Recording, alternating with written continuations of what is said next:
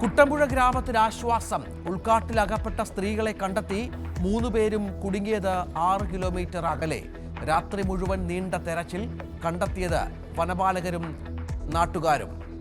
ആനയെ കണ്ട് വഴിമാറിപ്പോയതെന്ന് രക്ഷപ്പെട്ടവർ.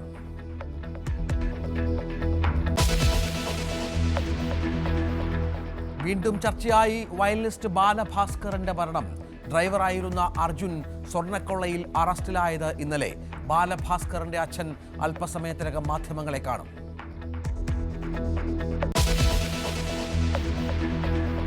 ആന എഴുന്നള്ളിപ്പിന് പിടിവീഴുമോ? കോടതി വിധി ഇന്ന്. 15 ആനകളെ എഴുന്നള്ളിക്കാൻ അനുവദിക്കണമെന്ന് തൃപ്പൂണിത്തുറ ക്ഷേത്രം.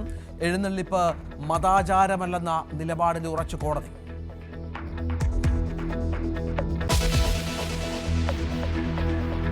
ശിവസേനയ്ക്കും NCPക്കും കൂടുതൽ പദവികൾ നൽകാൻ BJP. അമിത്ഷായുടെ സാന്നിധ്യത്തിൽ വകുപ്പുകളിൽ ധാരണയായി.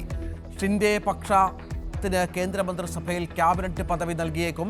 മഹാരാഷ്ട്ര മുഖ്യമന്ത്രിയെ മറ്റന്നാൾ പ്രഖ്യാപിക്കും.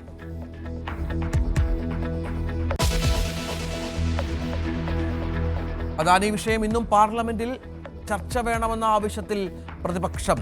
സംഭാൽ മണിപ്പൂർ വിഷയങ്ങളിലും ചർച്ച ആവശ്യപ്പെട്ട നോട്ടീസ്. സംഭാൽ ഷാഹി മസ്ജിദിലെ സർവേക്കെതിരായ പള്ളി കമ്മിറ്റിയുടെ ഹർജി ഇന്ന് സുപ്രീം കോടതിയിൽ. ക്ഷേമ പെൻഷൻ ക്രമക്കേടിന് വഴിവെച്ചത് ഗുണഭോക്താക്കളെ തെരഞ്ഞെടുക്കുന്നതിൽ വന്ന വീഴ്ച. ചട്ടവിരുദ്ധമായി പെൻഷൻ കൈപ്പറ്റിയെന്ന് CAG റിപ്പോർട്ട്. സർക്കാർ ഖജനാവിനുണ്ടായത് വലിയ നഷ്ടമെന്നും കംട്രോളർ ആൻഡ് ഓഡിറ്റർ ജനറൽ. ദുരന്തത്തിന്റെ നോവടങ്ങാതെ ചൂരൽമലക്കാർക്ക് ഒറ്റ ആവശ്യം മാത്രം: തങ്ങളുടെ ഭൂമിയിൽ തന്നെ കഴിയണം.